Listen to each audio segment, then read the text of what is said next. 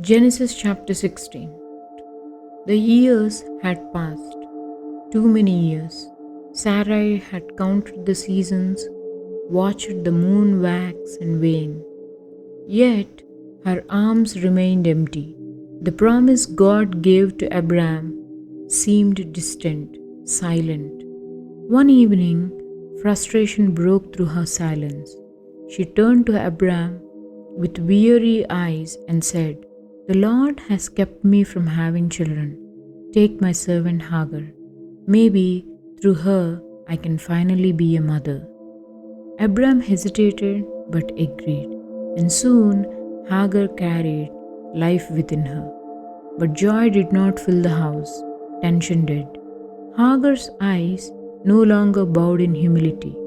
Sarai could feel the weight of her servant's unspoken pride, and bitterness began to burn in her heart. She confronted Abraham, "May the wrong done to me be on you." Abraham's voice was quiet.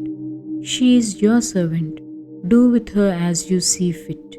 And so Sarai dealt harshly with Hagar until the young woman fled alone into the wilderness. In the barren desert by a lonely spring of water, Hagar's strength failed. But then a voice broke the silence. It was the angel of the Lord.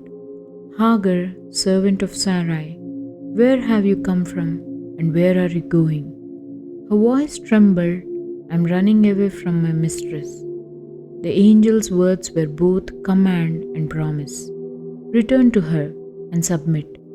I will bless you. Your descendants will be beyond number. You will bear a son, name him Ishmael, for the Lord has heard your misery." Tears welled in her eyes. In her loneliness, she had been seen. She whispered a name for God. "You are the God who sees me." And so Hagar returned. Months later, Abraham held his son, Ishmael, born when he was 86 years old. A chapter written in impatience, yet marked by a God who sees every tear, every wandering soul.